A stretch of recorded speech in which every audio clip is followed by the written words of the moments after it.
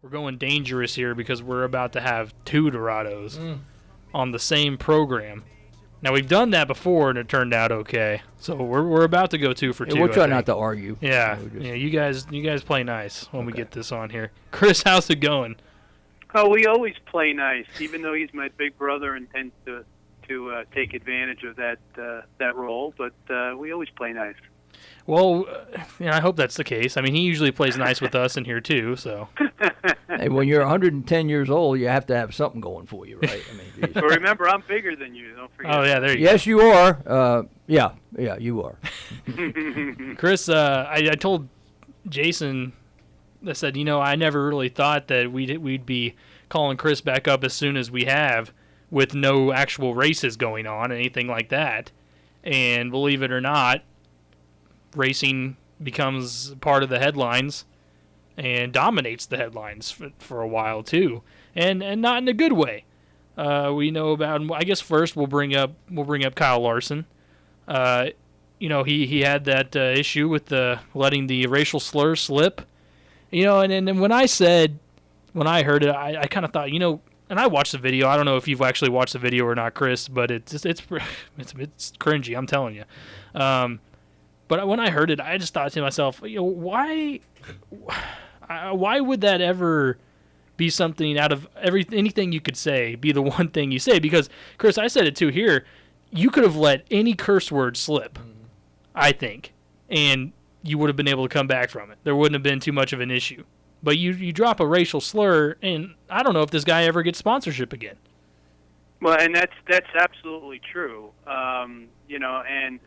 I certainly, having been around that sport for many years, I certainly was not surprised at all at the way NASCAR initially came down on him, and then subsequent to that, Chip Ganassi came down on him, and also the sponsorship aspect of it.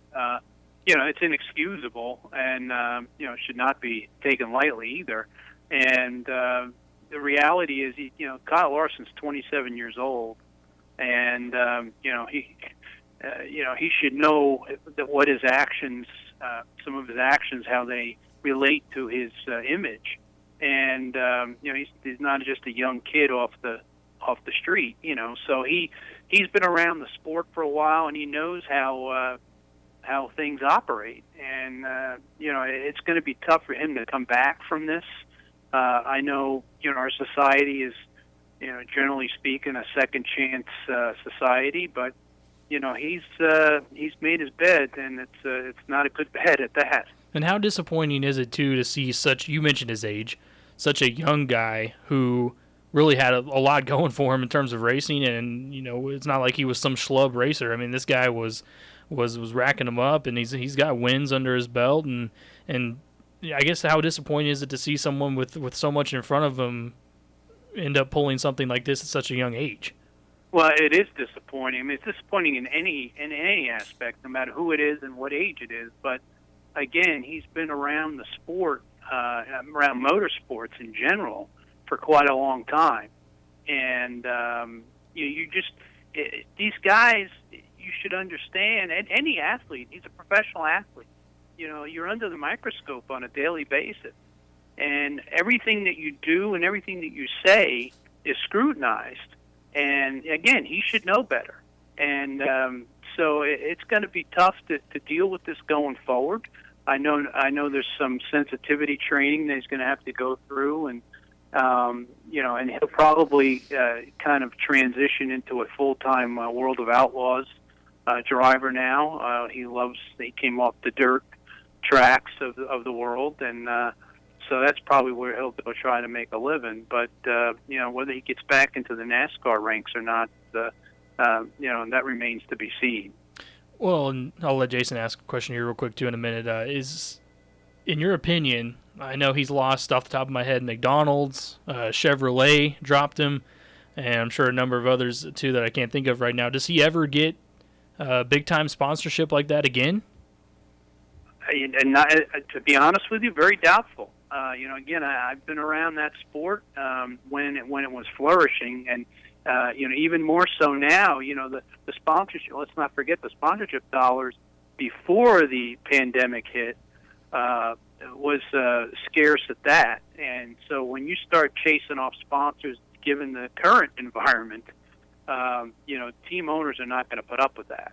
So whether Chip Ganassi might be able to retain those sponsors, but it's certainly not going to be with Kyle Larson driving the number 42 car. I can tell you that.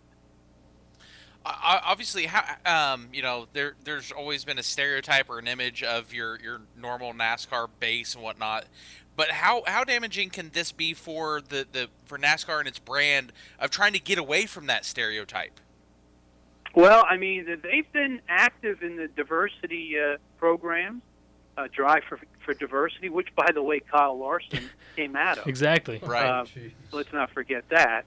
So they're very active in that regard, and they don't tolerate actions like this. I mean, plain and simple. And I can't see how NASCAR deals with these things fairly swiftly, and rightfully so. And they can't afford, literally and figuratively, to allow something like this to happen and fester. They deal with it swiftly and they move on, and they expect the rest of the drivers to follow suit. Chris, there's no question he was the face of that racing team, no question. And I read something. Explain to me what this means, because you're on the PR side. So maybe first question will be, what would you have done to try to damage control that, if you could have? And number two, I read they were grooming, quote unquote, another Larson on that racing team. Other than winning a lot of races, how do you groom a face of a team? Well, ideally, what you're doing is and what that means is you have another driver, not necessarily for that particular car, but maybe coming up and gaining experience in the Xfinity series, which is sort of the AAA, if you will, of the Cup series, or maybe even in the Truck series, which is the AA version. So that's what that means. I don't know necessarily they had somebody being groomed to take Kyle's seat, although to that extent, I believe Larson was going to be a free agent, and the rumors were afoot that he was considering going to Stewart-Haas Racing or Hendricks. So that could have been what that was about specifically. But teams are always grooming young kids coming up in the ranks to potentially fill seats, either in an extra car or an existing car. You've dealt with some characters over the years that you were in the business, and maybe not to this extent. Is there any PR that could be put forth that would change the narrative, or is he pretty much done? Well, to answer your first question, I don't think there's much to change on the narrative. He came out and apologized, which was necessary, obviously. But, as we say, the horse was out of the barn already. So, you're a dime short and a dollar late, as the old expression goes. So the reality is, he's going to have to work on his own image right now, and try to work himself back into the good graces of NASCAR. A team like Chip Ganassi Racing or some of the mega teams are probably going to be a little hands-off with him for quite a while before they even give him an opportunity. If he gets back into NASCAR, it might be with a lower-budget team where he can, kind of slide back into competition without a lot of fanfare. But he's got a long road back if he's going to get back into NASCAR. That's for sure. Yeah, I would say probably NASCAR and really any organization in general never really plans as a PR team to come out and have to dose a fire with racial bad negatives of with it, which is something that again, you go through that training and all that, and just like you said, Chris, I mean, the guy's under a spotlight constantly. Now, that's what brings up the question too, and why would he think that something like that could even be, if he must have, he thought he was off the audio, right? And audio is something that doesn't go away. I mean, people are going to be able to find this no matter what. It'd be one thing if someone accused him of saying it, right? But for this to actually be out there for everybody, it seems like it's going to be even more difficult to actually to actually overcome something like this, no matter how far down. I mean, he could be 10 years down the road in the future. Remember that one time Kyle Larson brought up the N-word and everybody heard it? It's going to be one of those situations. Hey, Chris, let's talk about Bubba Wallace real quick, too, because it was pretty interesting. I saw the social media kind of blew up over it. I wasn't watching the exact race when this happened, but again, apparently he quit in the middle of a race, an iRace. So he just rage quit is what the term is. And I've told Jason and I have said we've done that plenty of times playing Call of Duty, but this guy does it sitting there on an iRacing event, rage quits, tweets about it, and then his sponsor, Blue Emu, happens to see his tweet, replies to it, and says, well, we don't deal with quitters, see ya, and essentially fired him on Twitter. Have you ever seen anything like that before? No, that's a first, I have to say. But, you know, there again, you know, and it gets back to the being under a microscope scenario. You know, in this day and age of social media, you have to watch what you say. You have to watch what you do. You are accountable when you're a professional athlete. You are accountable every minute of every day. And the minute you make a wrong move, either verbally or physically, it's going to be exposed. I mean, it's plain and simple. And unfortunately, Bubba has had his moments on the track, off the track, in terms of anger issues. I think that's a known fact. And you know, back to Kyle Larson for a second, if I may transition back to him for a split second. You know, he's also had some issues. Some of these guys, this is not new, some of these away from the tracks situations. Lest we forget, Kyle won the Chili Bowl out in Tulsa back in January, and you know, he made a remark that, and I'm going to paraphrase, but basically made a remark saying that will always be the biggest win of his career, and you know, he had already won some NASCAR Cup races and was a contender for the championship. So you got to watch what you say in any form, whether it's traditional media or social media, because it's going to come back and bite you. And from a PR standpoint, again, like put yourself in the situation with Bubba Wallace. So you're his team. How do you come out and rectify that other than him issuing an apology? I mean, there's people paying for that, obviously, to watch, to sponsor, all of that. So what do you come out as a team and say and try to explain why he may have done what he did? Well, you basically, as a team representative, you have to identify the fact that what he said or what he did, and I'm not just speaking of Bubba Wallace, speaking of any driver or any athlete, is not representative of the organization.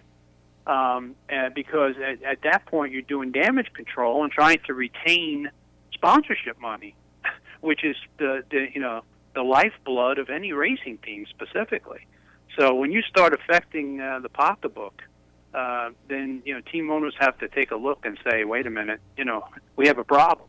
You've been around some rock stars in this business, and I'm not going to put you on the line to name names, but how much the rock stars listen to PR people, or if they're just going to go, you know, push the envelope, they're going to do it no matter what?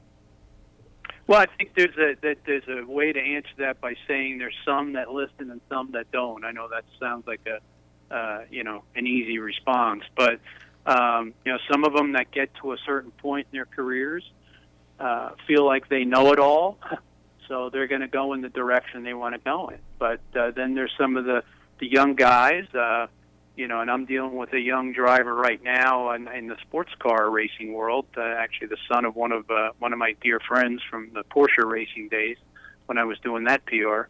And I've stressed to him time and time again that you know, you have to plot a course that you know, build your image in such a way that you know, you're going to be an enticement to a team owner. And you know, but you can't be going off willy-nilly and doing things how you feel is correct, because most of the time that's not the correct way to do it, to be perfectly honest. Hey, Chris, last question for you, unless Jason has something else, but have you ever seen another sponsor specifically on social media before drop a racer like they did with Bubba? I can't say that I have, but again, I'm not surprised. I mean, our society is so social media driven right now, and so anything that has any level of controversy involved, the sponsors are not going to put up with it. They're gonna cut their funding, and off they go. And this didn't. He was involved with the iRacing part of it with Bubba Wallace, this particular sponsor, I should say. But they were also involved with Petty Motorsports, and so this affects a couple of different fronts. So anytime you start reaching into the pockets of some of these team owners, you're asking for trouble. Hey, Jason and I want to know: are you going to get this baseball thing going on down in Florida, or what? I'm holding you responsible for this. Hey, listen, I'm missing everything right now. When I'm watching reruns of The Sopranos and of shows I've seen multiple times, you're in trouble.